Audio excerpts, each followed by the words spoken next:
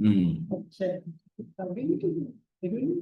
तो यहां पर ये क्या कह रहे थे कि ज्ञानी बोध देते हैं कि इस परिग्रह रूप ग्रंथि को पहचान, ग्रंथि अर्थात गांठें यानी वो कर्मों की गांठें, अनाज की गांठें, धन की गांठें, उस हेतु जीवों की विराधना कर उनसे बांधी बैर की गांठें।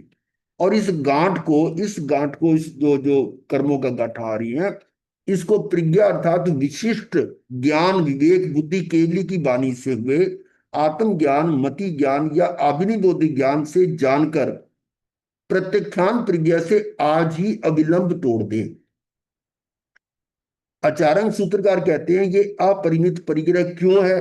अब इसका कारण क्या है? इंद्रिय विषयों की पूर्ति के लिए। और ये जो है कर्म आश्रम, आश्रम का मतलब होता है कर्मों के आने का कारण। कर्मों के आने के कारण आश्रम के कितने कारण हैं जरा याद करें? 5 हैं। मिथ्यात्व, अविरति, प्रमाद, कषाय और योग।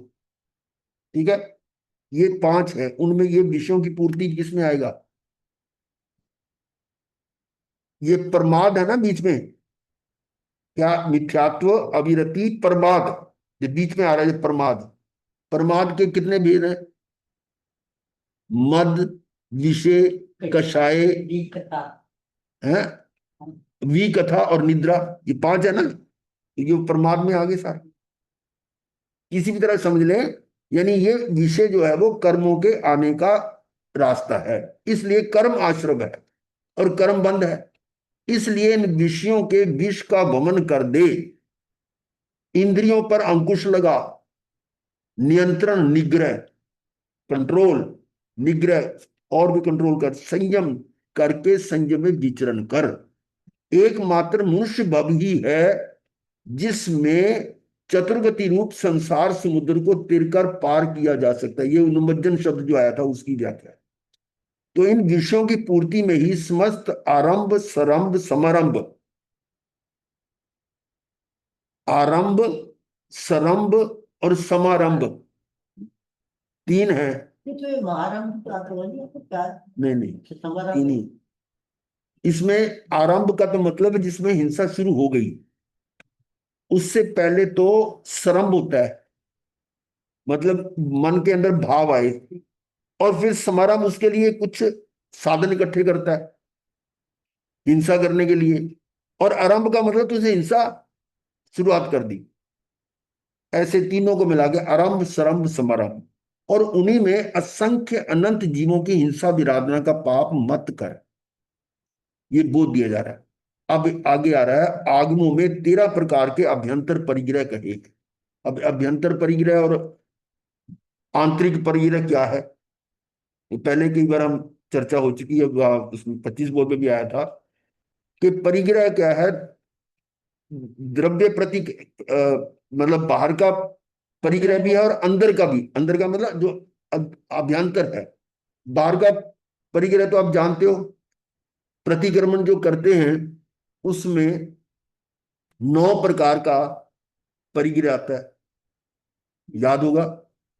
खेत वतु हिरण्य स्वर्ण धन धान्य दोपद चौपद और कुबी धातु, 9 प्रकार के आते हैं। क्या आता है? खेत वस्तु, खेत वस्तु, खेत का मतलब लैंड प्लॉट, और वस्तु का मतलब वास्तु यानी कि महल बिल्डिंग्स। खेत वस्तु, हिरण्य स्वर्ण, हीरा ये हीरे जैसी जो मानक वगैरह है वो, और सोना चांदी। फिर आ गया धन धान्य, धन जो आपका फाइनेंस है, चाहे वो आपके कैश में है चाहे बैंक में पड़ा है, चाहे वो किसी में इन्वेस्ट कर रखा है, कितनी स्कीमें हैं शेयर्स वगैरह, वो धन में ही आएगा। और धान्य जो आपके खाने पीने की वस्तुएं हैं, हाँ वो धान्य में आ गया। फिर है दोपद चौपद।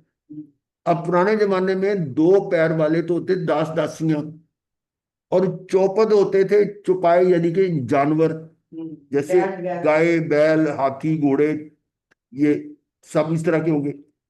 दोपद चौपद। और आजकल है 2 व्हीलर और 4 व्हीलर, ये समझ लो।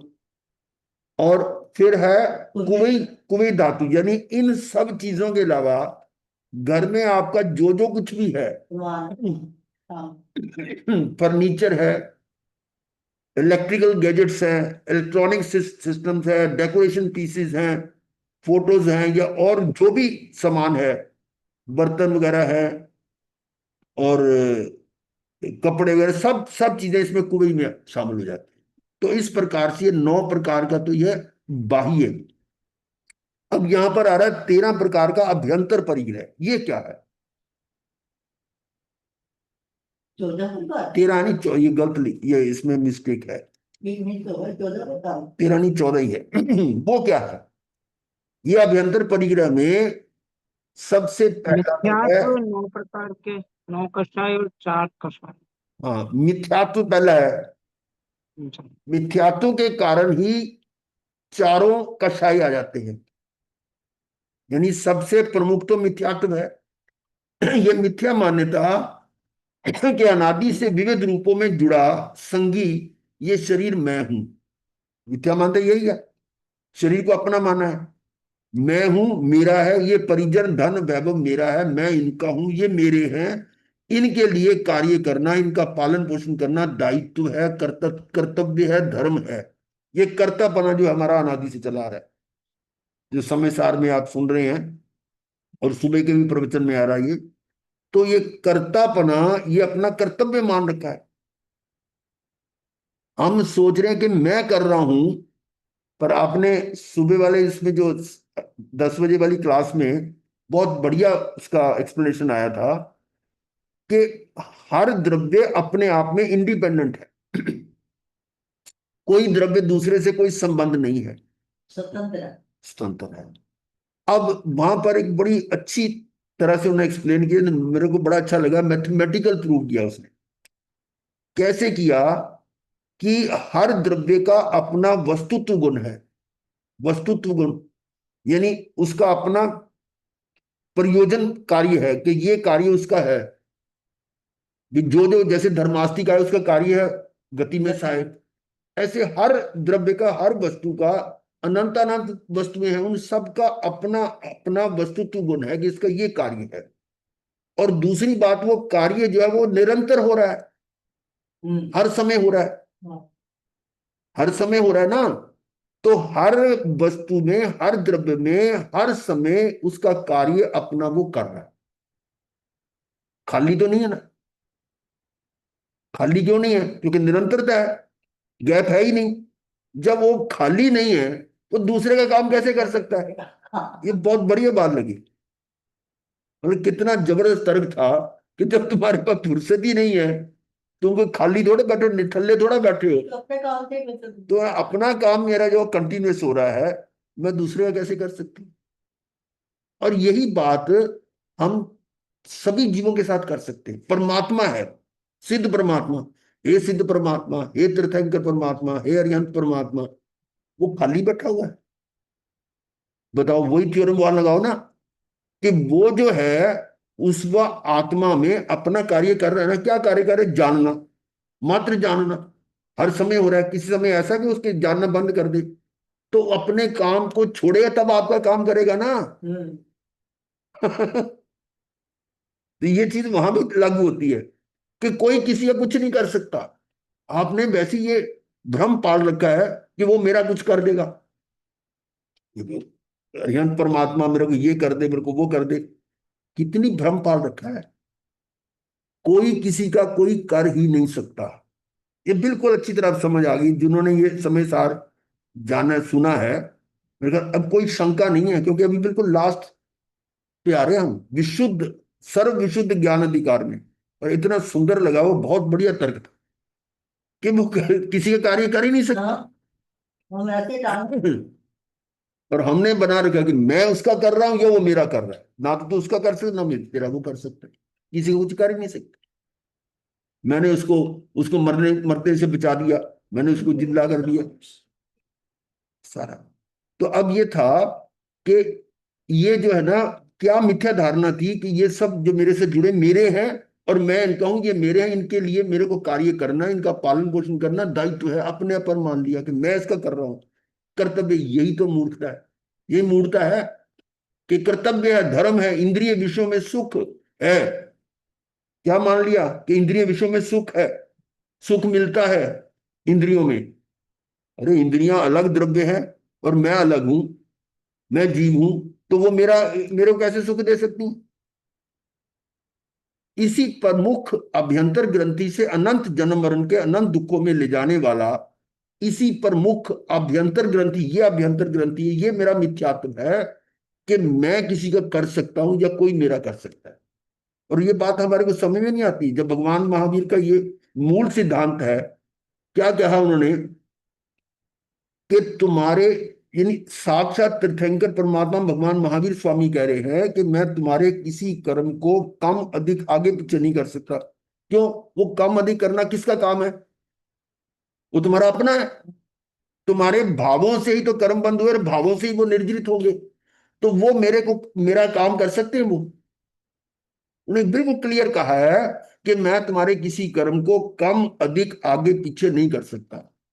फिर आप कैसे उम्मीद? खुद कर सकते हो ना, नहीं? हाँ, हमें तो वो अपने अंदर का ज्ञान जो है ना वो प्रकट करना है कि हम अज्ञानता में जिए इतने इतने समय तक, अनादिकाल से। और उसी जो मिथ्यात्व है वो ग्रंथि है जिसके कारण अनंत जन्म मरण के अनंत दुखों में ले जाने वाला अनंतानुबंधी राग या क्षय होता है। यहां पर यह बात भी बहुत जबरदस्त है कि अनंत जन्म मरण का बंद कराने वाला कौन है? अनंत जन्म मरण का बंद कराने वाला कौन है? ये बात हमने कुछ दिन पहले भी की थी कि हमने तो मान लिया कि हिंसा, झूठ, चोरी, मैथुन पर ये पाप ही हैं जो जन्म मरण बढ़ा रहे हैं, है ना?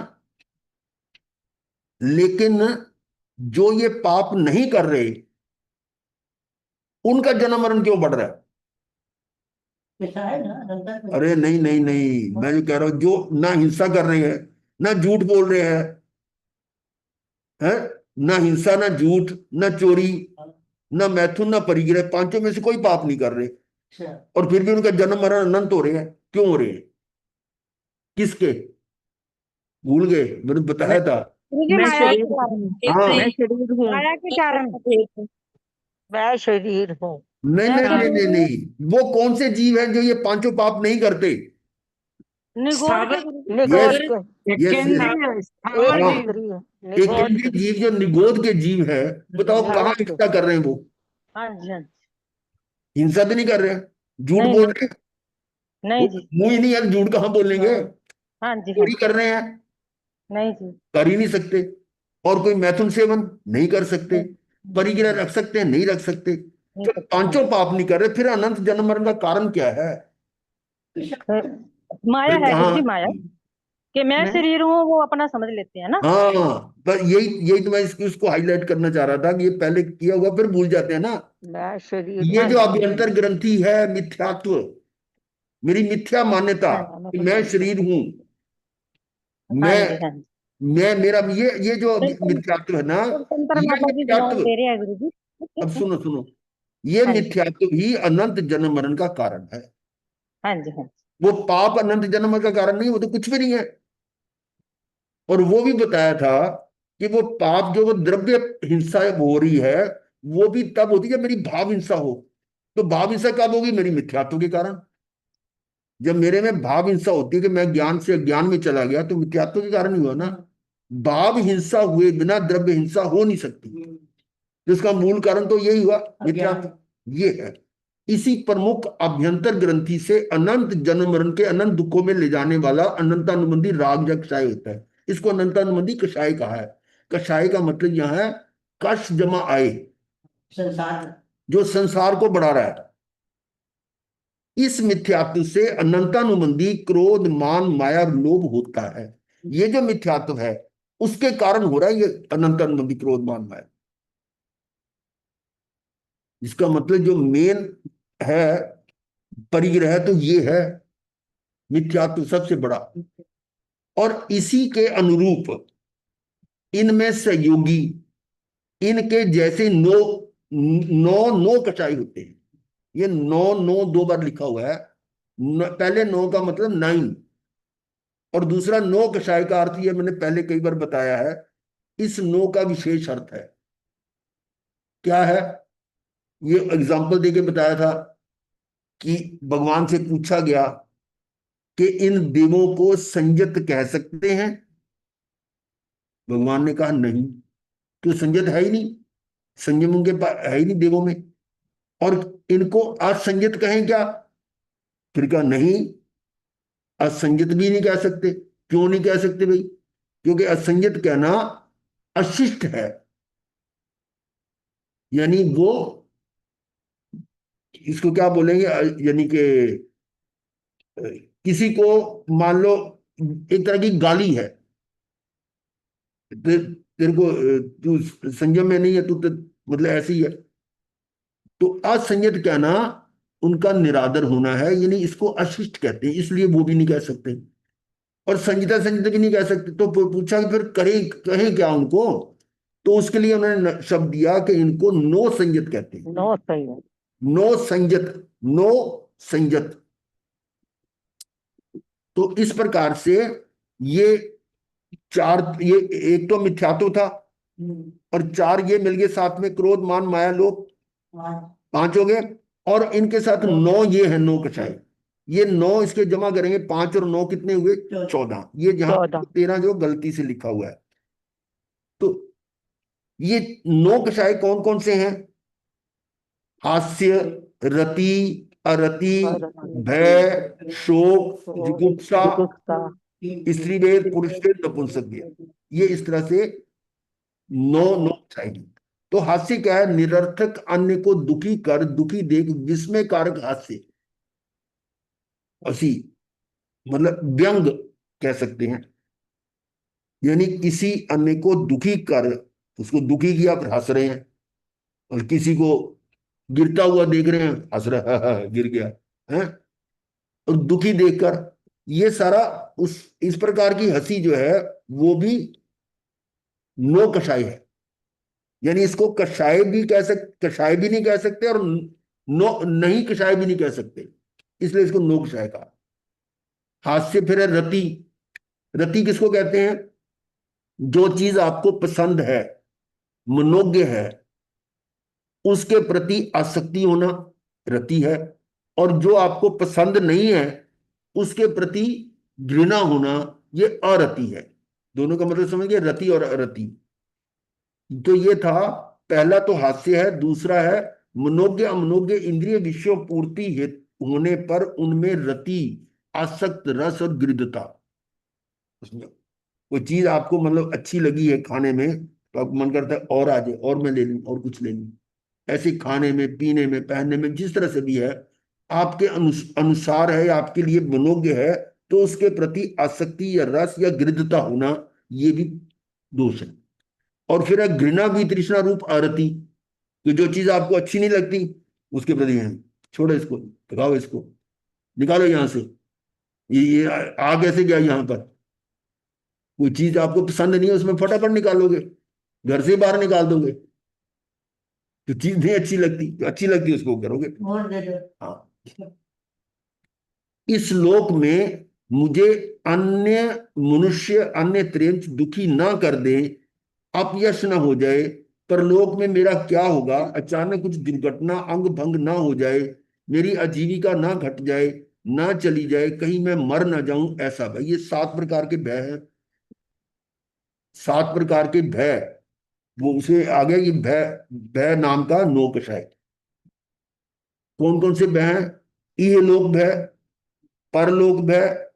इहलोक में क्या हो गया कि इस लोक में जो मनुष्य हैं या त्रियंच है, वो मेरे को दुखी ना कर दे। कोई मतलब मान लो कोई जानवर आ गया, वो मेरे को मार ना दे, तो ये इस लोक के भय। इहलोक भय, परलोक भय। परलोक मतलब पर में जाकर मुझे ऐसा भोगना पड़ेगा, उसका भय। और फिर अपयश ना हो जाए, अपयश भय, कि मेरी बदनामी ना हो जाए। परलोक में क्या होगा? क्या होता है, कई जो है ना काम करते हैं, बिजनेस में भी करते हैं, लेकिन कुछ ऐसे कार्य भी करते हैं, छुप के करते हैं। क्यों छुप के करते हैं? कि लोगों को पता लग जाए तो हमारी बेइज्जती होगी, है ना। वो अपयश के भय से। लोगों के सामने तो बनेंगे बड़ा अच्छा कि हम तो बहुत ही हैं, और और उनकी पीठ पीछे जो मर्जी करे। और ये हमारा भी हो सकता है कि हम पब्लिक के सामने तो बने बहुत बड़े अच्छे साधु हैं, सचेत और बाद में पता नहीं क्या क्या करते हैं। ये है अपयश भय। अपयश भय हो रहा है कि मेरा कोई बदनामी ना करे, कुछ इस तरह ना करे। परलोक में मेरा क्या होगा, ये परलोक भय। अचानक कुछ दुर्घटना, अंग भंग ना हो जाए, अकस्मात भय, अकस्मात, हाँ है ना। और मेरी आजीविका ना घट जाए, ये आजीविका भय। ये चली ना चलिए, कहीं मैं मर ना जाऊं, मरण मरण भय। ये भय जो है, ये सारे नौ कषाय के अंदर भय में आते हैं। और ये बात भी आपको ध्यान में याद होगी कि जो सम्यक दृष्टि है, ज्ञानी है, उसको भय नहीं होता। आप समझ सकते हैं क्यों नहीं होता?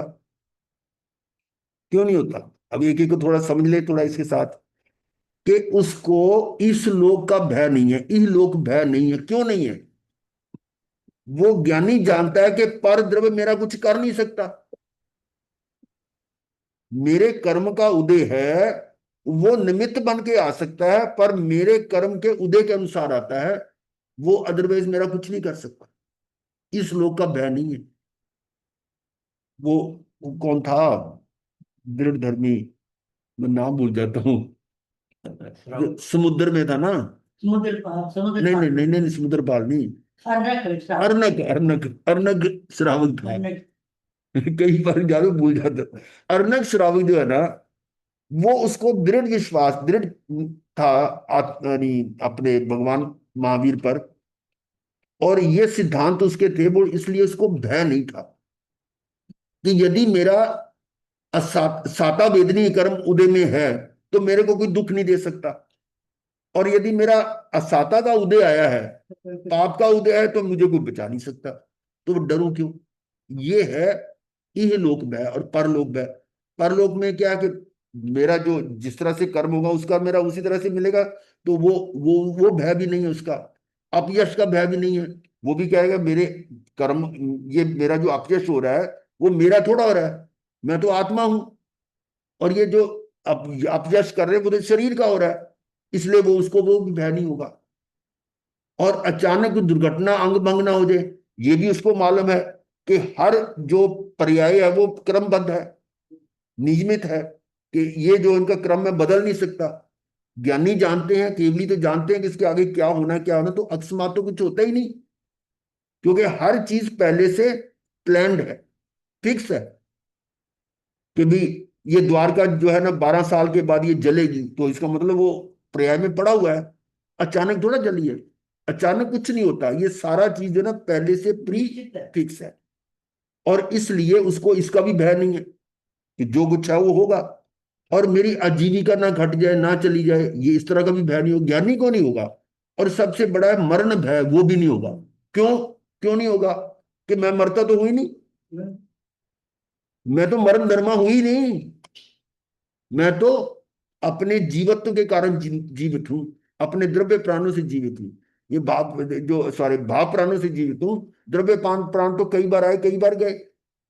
तो इसलिए उसको भी, उसका भी भय नहीं होता। ये था यानी भय नाम का, हास्य, रति, अरति, भय। चौथा हो गया। पांचवा है शोक। किसी संगी साथी परिजन परिचित की मृत्यु हो जाए, कोई किसी को स्वयं को रोग आ जाए, दरिद्र आ जाए, पाला पड़ जाए, प्राकृतिक प्रकोप से धन ऐश्वर्य की हानि, भारी हानि, विनाश हो जाए, परिवार कुटुंब में कोई विपत्ति में फंस जाए, आदि कारणों से भयंकर दुखी, आर्त, शोकग्रस्त, शोकाकुल, तनावग्रस्त, चिंतित, परितप्त होता है, उसे शोक कहते हैं। शोक, ज्ञानी शोक नहीं करेगा। अब हमारी अज्ञानता देखो, अब हमारी अज्ञानता क्या देखो, कई सालों से महामंत्री होने के कारण हमें चौथे उठावनी में बोलना पड़ता था। तो हम वहां क्या बोलते, बड़ी दुख की बात है, बड़ा शोक, बड़ा अफसोस है, ये है। और वो मतलब उस तरह से बोलते थे। क्यों? इतना, ये इतनी गहराई में नहीं पता था। और जैसे ही फिर पता लगा तो मेरी भाषा बदल गई। फिर मैंने कभी नहीं कहा कि ये तो है ना, इसके साथ बहुत मतलब दुख हुआ, ये हुआ, दुख का नाम ही नहीं, बोले ही नहीं कभी। फिर कि ये तो आयुष पूरी हो गई, काम उसका नंबर आ गया, हो गया। अब यहां से हमें संकेत क्या मिलता है कि ये सभी के साथ घटना होनी है, मेरे साथ भी होनी है। और ये लाइन लगी हुई है, उस लाइन में से एक बंदा चलेगा तो मेरा तो नंबर और आगे हो गया। बुकिंग की लाइन लगी हुई है, उसमें एक आदमी निकल गया तो इसका मतलब मेरा नंबर तो और आगे आ गया। ये हमें सीखना है कि मेरा नंबर लग गया आगे, तो मुझे अपने आप को सतर्क करना है कि और इनसे जो भी इसके जीवन से जो अच्छी बातें वो सीखो। इस तरह का हम करते थे। मतलब फिर उसके बाद ये शब्द नहीं बोले कभी, बड़ा अफसोस है, बड़ा दुख हुआ, बड़ा ये हो। कई बार तो बोलते बोलते आंखों आंसू आ रहे हैं, ये इस तरह का भी होता था। मतलब उनके भाव में बह जाते थे, परंतु बाद में फिर ये सुधार हुआ। इसका मतलब ये जो ना भय नाम का, शोक का, शोक, तो शोक करना ये भी एक नो कषाय है। फिर आ गया, कहीं घृणास्पद वातावरण देखता सूंघता है, शरीर में कीड़े घाव पड़ने से मल मूत्र वमन आदि दुर्गंध युक्त देखता सूंघता स्पर्श करता है और उससे घृणा भाव घिनौना लगता है, उसे जुगुप्सा कहते हैं।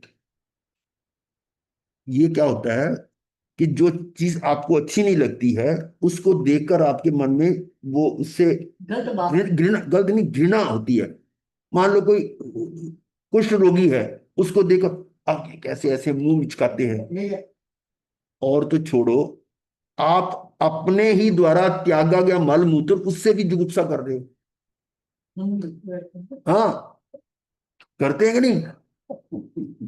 तो ये जो ये दोष है भाई, है तो पुद्गल के रूप है। अब वो सोचो ना कि जो एक राजा के साथ मंत्री जा रहा था, तो गंदे नाले का पानी, एक राजा कहता है ये कितना गंदा पानी है। और फिर उसने, मंत्री ने उसी पानी को इकट्ठा किया, घर पे ले गया और उसको फिल्टर किया, उसने जैसे भी प्रोसेस किया। और कभी राजा उसके घर आया तो उसने वो पानी पिलाया, पानी बहुत मीठा, बहुत अच्छा लगा उसको कि ये पानी कहाँ से आया। राजन ये वही नाले का पानी है। तो हम जो जिसकी घृणा करते हैं ये हमारे अपने मतलब भाव है। और हम वो जो स्मेल आ रही है या कुछ आ रही है वो हमारे अंदर थोड़ा गई है। ये हमारी अज्ञानता है कि वो मैं सूंघ रहा हूं, मैं खा रहा हूं, ये कर रहा हूं। तो इस तरह के भाव जो जुगुप्सा है, यही ऐसा होता है कि मतलब खैर हमारी आदत थोड़ी इस मामले में ठीक रही है। बच्चे ने मान लो उल्टी कर दी, कुछ कर दिया, और माँ को क्या हो रहा, उसकी उल्टी देकर खुद उल्टी करने लग गई। होता है। इसका मतलब उसकी जुगुप्सा वाला दोष ज्यादा है। और मैं कर देता था साफ। यहां तक कि एक बार गुरुदेव के ऊपर थे हम, और वो इनको कई बार वो पड़ जाता था, दौरा भी बेहोश साहब हो जाते थे, और उसमें उनका मल मूत्र भी निकल गया। मैंने हिला उठा के, अकेला था उस टाइम, उठा के कर किया और कपड़े उतारे, अलग कर दिए, और वो कपड़े मैंने धो दिए खुद। बाद में उनको पता लगा तूने धोए कपड़े। मैंने, फिर क्या हो गया, हम अपने नहीं धोते थे, आपके धोते, फिर क्या हो गया। मतलब मेरे मन में जरा सा भी ये नहीं आया कि ये चीज गंदी है, मैं उसको लेटरिन को साफ कर रहा हूँ, हाथ से कर रहा हूँ, ये कर रहा हूँ ना। वो ये जो है ना जुगुप्सा वाला दोष है। ये नहीं होना नहीं चाहिए कि हमें देखकर नफरत हो, कुछ हो, काहे की नफरत। ये ये नहीं समझता कि ये तो पुद्गल का स्वभाव है जिससे जुगुप्सा कर रहे हो। ये धीरे धीरे जो है ना, वो जब इस तरह की आती है ना, तो अपने आप ये चीजें दोष निकल जाते हैं। हास्य, हंसी मजाक, हास्य, रति, अरति, भय, शोक, जुगुप्सा, 6 हो गए। और 3 और हैं, जो 3 भी हैं और एक भी कह सकते हैं। 3 वेद हैं। वेद 3 होते हैं, स्त्री वेद, पुरुष वेद, नपुंसक वेद, लेकिन एट ए टाइम होता एक ही है। जो जिसको स्त्री वेद हो रहा है वो पुरुष वेद नहीं होगा, ये तीनों में से एक ही होगा हमेशा। उस दृष्टि से एक भी कह सकते हैं। तो ये 9 की जगह 7 रह जाएंगे, है ना। लेकिन ज्यादातर हम नो नोकशाही बोलते हैं। तो 7, 8, 9 मैथुन सेवन में 3 वेदों का संदर्भ आया। वेद का मतलब होता वो उसके कषाय भाव, जो वासना के भाव है। ऐसे नौ नौ नौ कषाय हैं। मिथ्यात्व है तो अनंतानुबंधी कषाय चतुष्क है। पहली बात आ गई कि मिथ्यात्व है तो चौकड़ी आ गई, क्रोध मान माया लोभ। और वे हैं तो उसकी तरतमता के, तरतमता का मतलब अगर कषाय अनंतानुबंधी हैं तो नौ कषाय भी अनंतानुबंधी होगा, उसी के अनुरूप, उसी की अनुपात में, उसी रेशो में।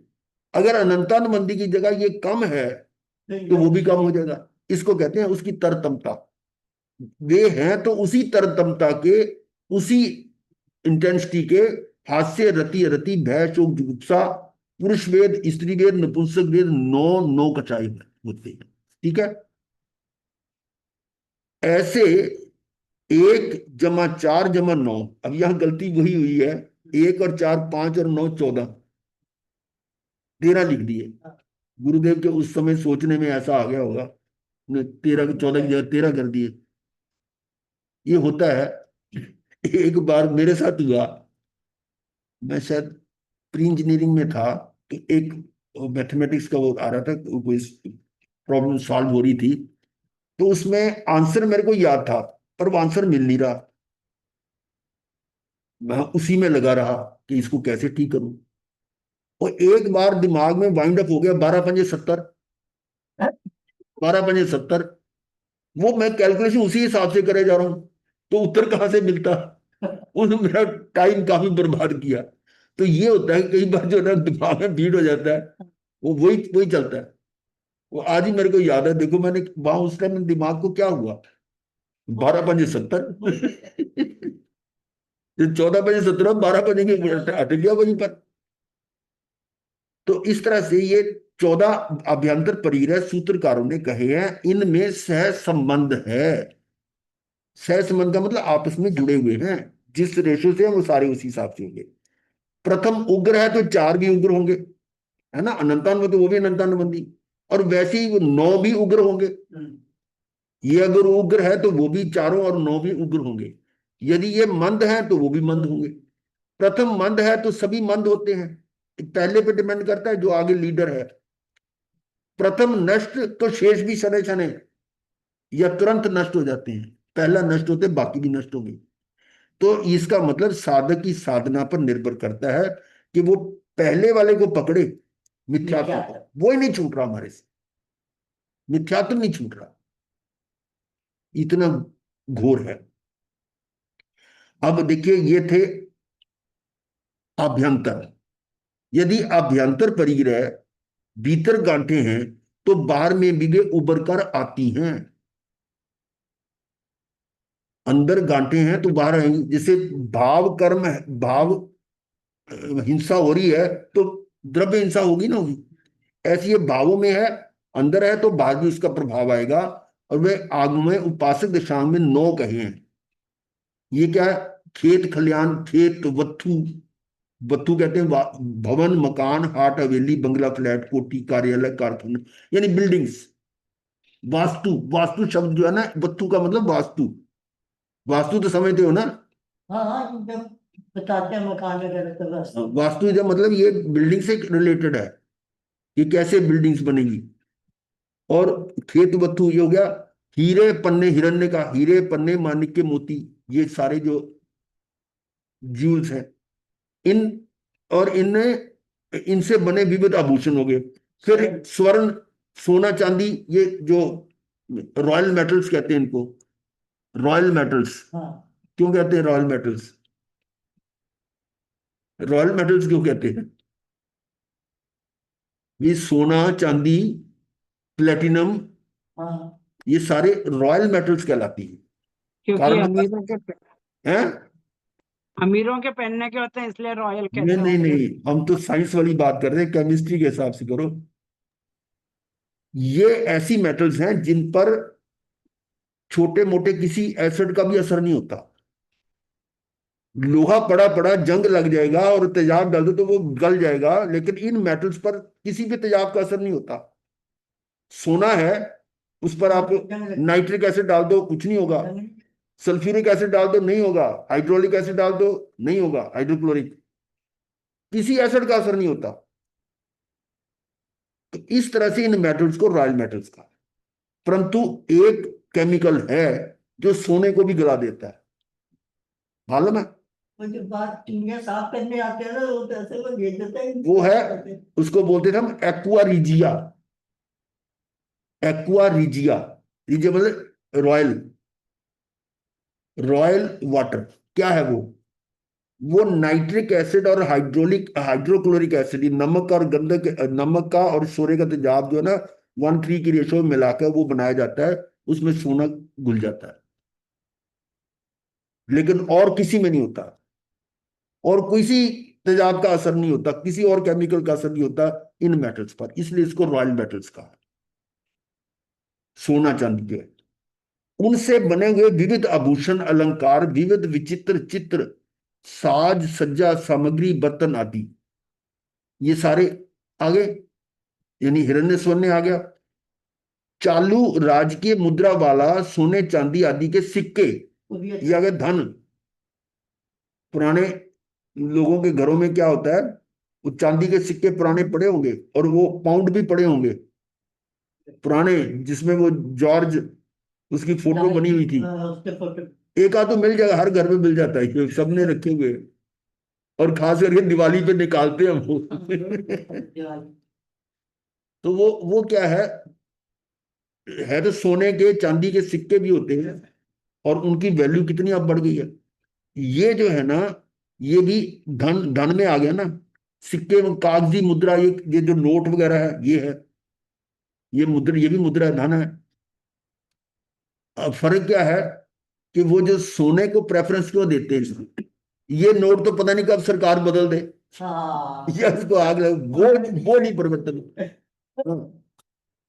तो ये कागजी मुद्रा या उसी समतुल्य अन्य यथा सरकारी स्थायी जमा बंधक पत्र, यानी जो गवर्नमेंट के वो कौन से क्या बोलते हैं उसको, जमा करते हैं इसमें, एफडीज वगैरह, फिक्स डिपॉजिट, और कुछ स्कीम होती है, जैसे किसान वो पत्र, वो इस तरह के पत्र होते हैं ना, सेविंग सेविंग बॉन्ड्स वगैरह, उनमें सरकारी राजकीय कोष में मान्य अन्य जमा पत्रक जो आपने डिपॉजिट कर रखे हैं, ये सारा धन में आ रहा है। किसी विनियोग संस्था जो जो मतलब संस्था अपना कोई फंड्स या फाइनेंस का काम कर रही है, लेन देन का काम करती है, उसमें भी लगा सकते हैं ना, उसमें लगा हो सकता है किसी विकास पत्र लेते हैं, ये भी इसी में आए हैं। ना विनियोग संस्था अलग होती है, फाइनेंस का काम करते हैं, जैसे कई उधार देते भी हैं लेते भी हैं, मतलब पैसा होता है उधार पे दे दिया, और उनके वो क्या नाम है, बॉन्ड खरीद। नहीं नहीं, उनका ब्याज लेते हैं, अच्छा ब्याज। ब्याज पे जो देते हैं वो संस्थाएं। वित्तीय निगम, बैंक, राजकीय, सार्वजनिक, देशी विदेशी, निजी कंपनी के अंश, अंश का मतलब शेयर्स, बंधक बॉन्ड्स, ऋणात्मक जमा पत्रक, स्थायी निधि पत्रक, विनिमय पत्र, ऋणात्मक जमा पत्र। ये कुछ होगा उसमें से निकलते रहते होंगे ना, यानी जैसे कोई एक साल के बाद इतना निकाल दिया, उसके बाद दूसरा निकाल दिया, ऐसे कुछ इस तरह की स्कीम होती है, माइनस भी करते रहते हैं। और एक स्थायी, एक तो है ना कि जैसे है, क्रेडिट कार्ड, हाँ जैसे क्रेडिट कार्ड होता है। होता है ना, कि वो उनको कुछ सालों के बाद वो पेंशन टाइप मिलनी शुरू हो जाती है, तो वो माइनस, इस तरह के। स्थायी निधि पत्रक फिक्स्ड है, विनिमय पत्र, हुंडी, हुंडी क्या होती थी पहले, साहूकारों में चलती थी, से पैसा लेते थे। चिट्ठी, बैंक या अन्य में जमा धन, धन या बंद पत्रक, ऋण पत्रक, ऋण पत्र को यहां बता दिया, डिबेंचर्स, इस पे रिबेट मिलती है। डिबेंचर्स, नहीं रिबेट की बात नहीं है, डिबेंचर अलग होते हैं, ये भी एक तरह शेयर्स वगैरह ही होते हैं। विविध आधुनिक मुद्रा बाजार में मान्य समस्त धन, ये इसको नेहा को ज्यादा पता होगा, ये सारे उनके ऑफिस में चलता है ऐसा काम। तो विविध आधुनिक मुद्रा बाजार में मान्य समस्त धन, धन कितनी प्रकार का होगा, ये नहीं कि सिर्फ कैश ही आपका धन है, बाकी जो इन्वेस्ट किया वो भी है। और फिर धान्य, धान्य का मतलब दैनिक से वार्षिक किसी अवधि के लिए कुटुंब परिवार के भोग उपयोग हेतु समस्त खाद्य पेय सामग्री, खाने पीने की समस्त वस्तुएं। और पहले ये रिवाज था साल भर का राशन इकट्ठा पड़ा। इकट्ठा ले लेते थे। हमारे तो उन्होंने फार्मूला बनाया था हमारे घर में, तो क्या था कि जितने मेंबर्स है ना उतनी बोरी गेहूं की रख ली। उसमें क्या होता था कि बीच में कोई फंक्शन आ जाए, कि जब बारात भी आ जाए तब भी उसमें से भुगतान हो जाए, तो घटता नहीं था वो मतलब। और आजकल उतनी कंजप्शन गेहूं की कम हो गई है, बल्कि शहरों में। अब हमारे दिल्ली में देखा था तो वहां की गेहूं की कंजप्शन बहुत कम हो गई, क्योंकि और चीजें खाने पीने की मिल जाती, वहां तो सिर्फ रोटी खाते थे जीरे में तो, और यहाँ बहुत चीजें मिलती हैं। तो इस तरह से वो अपना जितना भी है ना वो खान पीन का सामग्री इकट्ठी करके ना, ये धान्य में आ दो पद या पांव, दो पद या पांव वाले, दो पैर वाले, या पद का मतलब पैर, अर्थात कृषि पशुपालन हेतु व्यापार व्यवसाय अध्यवसाय घर दुकान कल कारखाने हेतु रखे दास दासी बंधुआ मजदूर नौकरी नाम के नामे के ऊपर रखे बंधुआ मजदूर या निश्चित अवधि के लिए पक्के विश्वसनीय संकल्प पर रखे नौकर चाकर या अन्य कई नौकर चाकर, या कई नई परिभाषा करे तो दो पहिए वाले समस्त वाहन, ये दो पद में आ गया। और ऐसे चतुष्पद में चौपाए पाले जाने वाले गाय बैल भैंस घोड़ा कुत्ता बिल्ली आदि, या नई परिभाषा करें तो चार या अधिक पहियों वाले ठीक है। भूमि आकाश और जल में चलने उड़ने तैरने वाले वाहन। फिर कुवई का मतलब धातु सोने चांदी के पूर्व में आ गए, और बाकी जितनी भी मेटल्स हैं, एल्यूमिनियम पीतल कांसा तांबा रांगा लोहा स्टेनलेस स्टील, सभी बर्तन या अन्य वस्तुएं लोहे की कांच की कई तरह की हो सकती है। इन धातुओं की समस्त वस्तुएं जिसमें पंखा बिजली के सभी साधन पानी खींचने संचय संबंधी सभी नल, ये फिल्टर शिल्टर सारे आ गए उसमें, कोठियां नल कलेक्शन कूलर वातानुकूलन यंत्र खाट पलंग कुर्सियां सोफे भोजन सज्जा मेज और कुर्सियां समस्त फर्नीचर अलमारियां, क्या बात है, साज सजावट की समस्त आधुनिक देश विदेश की वस्तुएं, भित्ति चित्र, ये जो पेंटिंग्स कलाकृतियां मूर्तियां चित्र चित्रावलियां कांच के चीनी के मिट्टी के अन्य धातुओं के मिट्टी पत्थर के सजावटी सामान आदि सैकड़ों वस्तुएं, कितना कुछ आ गया इसमें और भी होगा।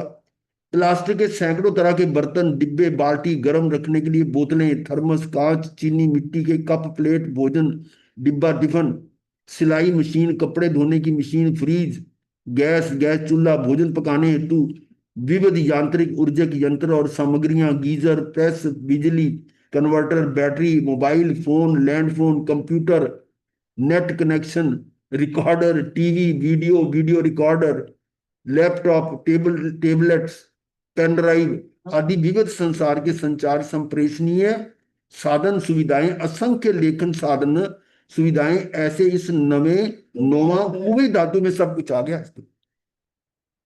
कुवी धातु में आज गिनती करना कठिन है, इतना असंख्य अपरिमित परिग्रह के नित्य नूतन आविष्कृत बाजार पूरित देशी विदेशी वस्तुएं आती हैं। इसलिए सूत्रकार कहते हैं अपरिमाण कुनई जीवो, कि अपरिमित आरंभ परिग्रह में जीव कैसे पूरा अमूल्य मनुष्य गवा देता है। कितनी कितनी चीजें आ गई इसमें। इसमें अच्छा दूसरी बात और है, इन सारी चीजों को हम इकट्ठी तो करते रहते हैं, फिर भूल जाते हैं कि कौन चीज कहाँ पड़ी है। और ये देखा जो तो नजरों के सामने वो तो शायद ध्यान आ जाए, जाके अलमारियों में उसमें फिट कर दी ना, जब जरूरत होती तो मिलती नहीं है तो और नहीं ले आओ। ये पता तब चलता है जब वो सफाई वगैरह होती है ना, जब घर में वो फिर वो इतना सामान निकलता है जो कि कभी यूज ही नहीं हुआ तो ये इतना बना। तो पहले क्या होता था आपस में एक दूसरे शेयरिंग हो जाती थी, लेकिन आज तो हर अपनी अपनी चीजें रखने लग गया, तो इससे इतनी संख्या बढ़ गई है। चलिए अब आज टाइम इतना हो गया है, यहीं पर समाप्त करते हैं।